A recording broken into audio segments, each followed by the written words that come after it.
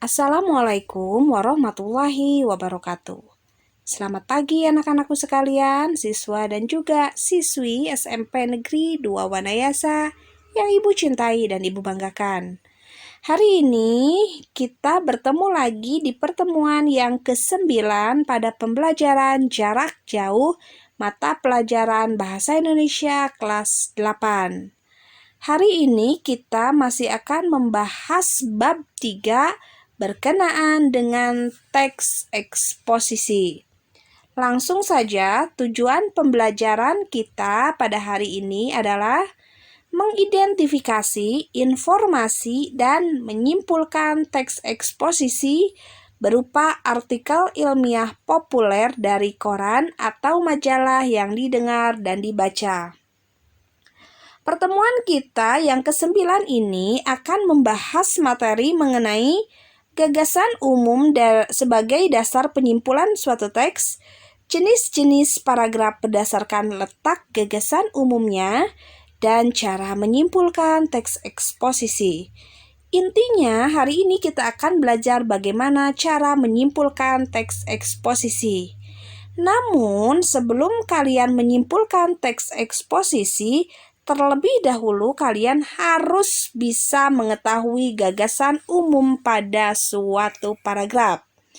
Dan gagasan umum akan kalian dapatkan tergantung dari jenis-jenis paragrafnya. Bisa dipahami ya? Langsung kita lanjutkan. Yang pertama, kita akan membahas bagaimana cara menentukan gagasan umum atau gagasan khusus dan juga fakta dalam teks eksposisi. Perlu kalian ingat kembali, yang dikatakan dengan teks eksposisi adalah suatu teks yang berisi informasi atau pengetahuan yang memiliki gagasan dan juga fakta. Gagasan dalam teks eksposisi ada dua, yaitu gagasan umum dan juga gagasan khusus. Gagasan umum disebut juga dengan gagasan utama atau juga ide pokok. Merupakan gagasan yang menjadi dasar pengembangan suatu paragraf. Yang kedua adalah gagasan khusus, yaitu pengembangan dari gagasan umum. Dan ingat, teks eksposisi pun harus memiliki fakta, yaitu kejadian atau peristiwa nyata yang benar-benar terjadi atau benar-benar ada. Langsung kita lanjutkan untuk lebih jelasnya.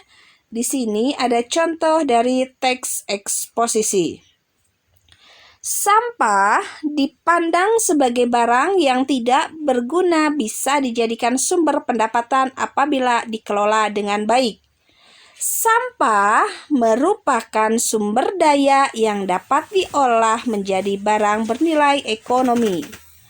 Apa yang telah dilakukan warga Pasar Ciputat Tangerang bisa dijadikan contoh.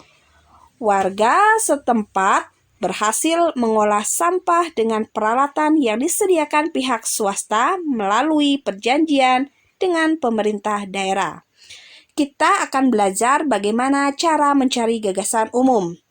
Kita lihat yang Ibu berikan tanda merah dalam tulisannya, sampah dipandang sebagai barang yang tidak berguna bisa dijadikan sumber pendapatan apabila dikelola dengan baik. Di situ membahas bahwa sampah yang dipandang tidak berguna bisa dijadikan barang yang lebih berguna apabila dikelola dengan baik. Yang kedua, kalimat yang kedua yang Ibu berikan tanda biru dalam tulisannya, sampah merupakan sampah yang mana yang dimaksudkan dengan di sini sampah, yaitu sampah yang dianggap tidak berguna bisa menjadi sumber pendapatan apabila dikelola dengan baik. Lalu kalimat yang berikutnya adalah apa yang telah dilakukan warga Pasar Ciputat Tangerang bisa dijadikan contoh. Contoh dari apa maksudnya? Contoh dari menjadikan sampah yang awalnya dipandang tidak berguna, namun bisa menjadi sumber pendapatan apabila dikelola dengan baik. Berarti itu bukan gagasan utama. Kenapa? Karena menjelaskan kalimat sebelumnya. Lalu yang berikutnya adalah warga setempat berhasil mengolah sampah dengan peralatan yang disediakan pihak swasta. Mengelola sampah mana? Masih menjelaskan sampah yang awalnya dipandang tidak berguna bisa dijadikan sebagai sumber pendapatan apabila dikelola dengan baik. Berarti kalimat kedua, ketiga, dan keempat masih menjelaskan kalimat pertama. Berarti kalimat kedua, ketiga, dan keempat bukan gagasan utama. Berarti di sini gagasan utamanya adalah kalimat pertama yang diberikan tanda merah karena kalimat setelah kalimat utama hanya menjelaskan kalimat pertama dan itu dikatakan dengan gagasan umum. Jadi gagasan umumnya adalah sampah bisa dijadikan sumber pendapatan apabila dikelola dengan baik. Dan gagasan khususnya di situ menjelaskan kembali sampah merupakan sumber daya yang dapat diolah menjadi barang bernilai ekonomi. Itu adalah gagasan khususnya karena menjelaskan gagasan umum. Lalu kalimat nomor 3 dan 4 merupakan fakta. Apa yang telah dilakukan warga Pasar Ciputat, Tangerang bisa dijadikan contoh. Berarti itu adalah bukti fakta yang memperkuat gagasan utama dan begitu juga dengan kalimat yang terakhir. Bisa dipahami ya? Bagaimana cara mencari gagasan umum? Gagasan umum bisa berdiri sendiri sementara apabila kalimat itu masih menjelaskan kalimat sebelumnya berarti itu bukan gagasan umum. Yang berikutnya kita akan mempelajari jenis-jenis paragraf berdasarkan letak gagasan umum. Jenis-jenis paragraf yang pertama adalah paragraf deduktif, yaitu paragraf yang gagasan utama atau ide pokoknya terletak di awal paragraf. Kalian lihat contoh di bawah, yang ibu berikan tanda merah itu adalah gagasan umumnya. Dan sisanya adalah kalimat atau gagasan penjelas atau juga fakta. Deduktif, gagasan utamanya ada di awal paragraf dan ini merupakan contoh dari paragraf deduktif. Bagaimana cara menentukan gagasan utamanya ini deduktif atau tidak? Tadi sudah kita pelajari bagaimana cara menentukan gagasan umum. Bisa dipahami ya? Kita lanjutkan. Yang kedua adalah paragraf induktif, yaitu paragraf yang gagasan utamanya terletak di akhir paragraf. Di sini kita lihat yang ibu berikan tanda merah itu adalah gagasan utamanya, terdapat di akhir paragraf dan itu disebut dengan paragraf induktif. Bagaimana cara menentukan gagasan utama sudah kita pelajari sebelumnya, bisa dipahami ya? Kita lanjutkan. Yang terakhir, jenis paragraf itu adalah ada yang dikatakan dengan paragraf campuran, yaitu gagasan utamanya terletak di awal juga di akhir paragraf. Contohnya, lihat yang ibu berikan tanda merah itu merupakan gagasan umumnya. Ada di awal dan juga ada di akhir. Bagaimana cara menentukan gagasan umum dari suatu paragraf? Tadi sudah kita pelajari. Nah, kita lanjutkan. Yang berikutnya adalah bagaimana cara menyimpulkan teks eksposisi. Cara menyimpulkan teks eksposisi yang pertama adalah menentukan ide pokok atau gagasan umum atau gagasan utama dari setiap paragraf. Kalau di dalam teks eksposisi tersebut terdapat 5 paragraf, berarti kalian akan menentukan 5 ide pokok atau 5 gagasan utama.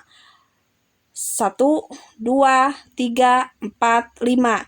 Ide pokok 1, ide pokok 2, ide pokok 3, ide pokok 4, dan ide pokok 5. Lalu, yang kedua adalah susun ide pokok yang ditemukan di setiap paragraf menjadi satu paragraf simpulan. Nah, setelah kalian menemukan gagasan utama atau ide pokok dari masing-masing paragrafnya, kalian satukan dalam paragraf yang baru dan merupakan paragraf kesimpulan dan itulah yang dikatakan dengan kesimpulan. Bisa dipahami? Untuk lebih jelasnya kita langsung ke contoh.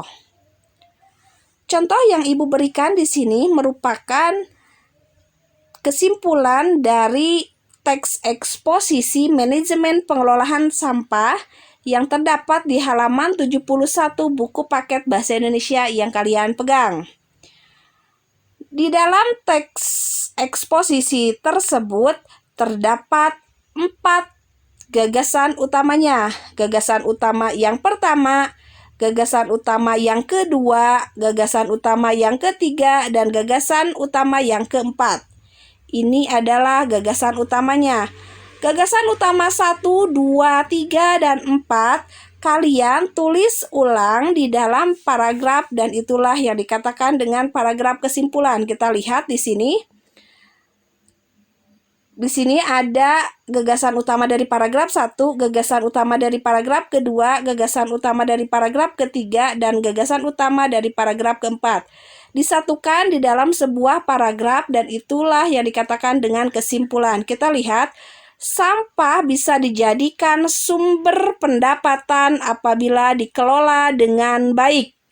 Sampah dipandang sebagai barang yang tidak berguna bisa dijadikan sumber pendapatan apabila dikelola dengan baik. Ini merupakan gagasan utama dari paragraf yang pertama.